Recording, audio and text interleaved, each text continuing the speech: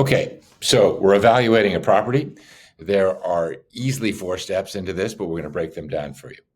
So number 1, you need to know that the square footage, the beds, the bath count is accurate.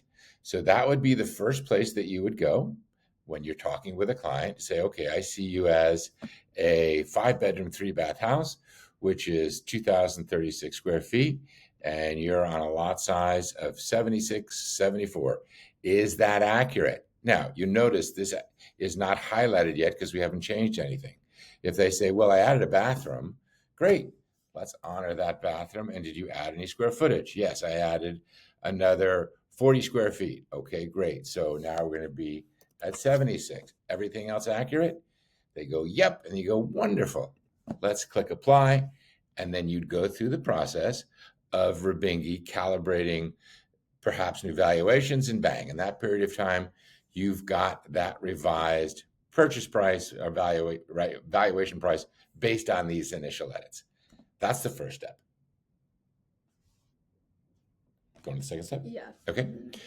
So we're evaluating a property. We have now defined and refined the square footage.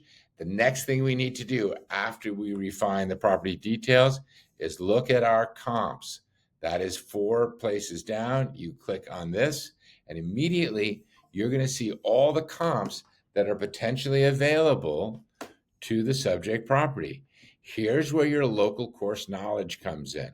You're going to be able to scroll down and look at each and every one of these comps and see if they're relevant or not. Now, notice we've got a property that we think in the upper right is valued at about $3 million. We probably don't want this comp at $1,936,000. You deselect it and it magically goes away, and you'll notice the apply button now highlights because you've made an edit. There was that comp. Let's scroll down. Are there any other comps that we want to use in determining our valuation? Now, we may go, this is good comp, but the square footage is off. Wrong square footage. You can scroll down and look at all these other properties, and you see I'm looking at square footage at each one, and then I'll look at price, and I'm thinking, you know what? Well, this on Glen Avenue is 0.1 miles away. I can preview this property and see if it has relevance. Now, similar condition, only one photo. I go back to my screen. I'm going to add that comp. So now I'm going to add that comp. So now I think I have 5 comps to choose from. I'm going to scroll. I'm going to go fine. Are these the final comps that I want to use? Yep, they are. There are 4 of them. I hit apply. Rebingy's going to go to work and give me a new valuation.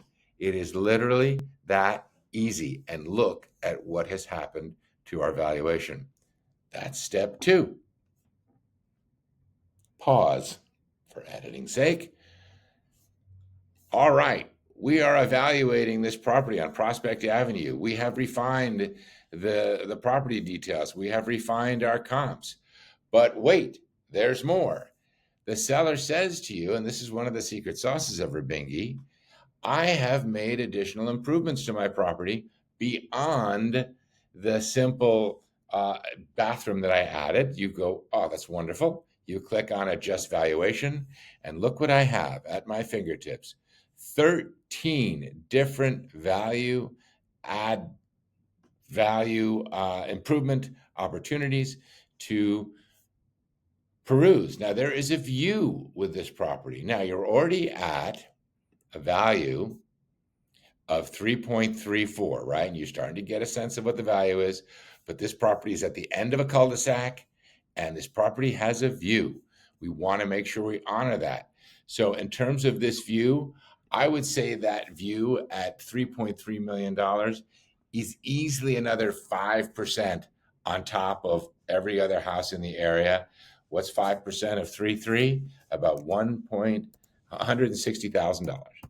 So I'm going to add $160,000 for that view. Look what that does to our pricing.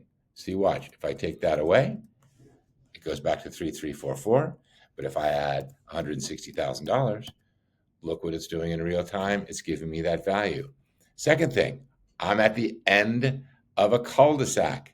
That has value. I would give that another 3% of value. So that becomes another $100,000. So now look what I've done. I've refined my attributes, my view, my location, the condition. I don't think I need to give any other value for that, simply because I have these definitive improvements to the property. I'm scrolling down. Anything else that's relevant? Oh, I did add some value to my kitchen. How much did you spend on the kitchen? Now, you're with them in real time. You're looking at that kitchen. It looks lovely. I added $25,000 for the kitchen. I say, let's give you full value for that, $25,000.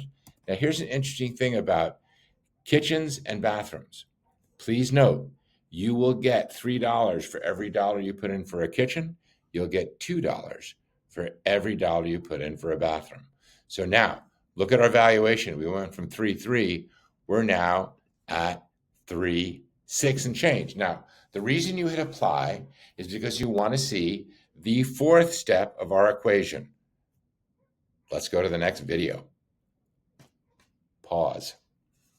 All right, we've refined the property details. We have refined the attributes of the property itself. We have refined our comps. Now let's look at our market heat.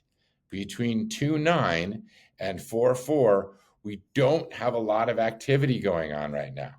Now, because the market says it's cold, does not mean it's a bad market. It just means in this price point, in this immediate area, which I click on the heat map, there's just not a lot of activity in this price point. It doesn't mean it's a bad market and the property's not going to sell quickly, but what we have is the ability to drill down on this property.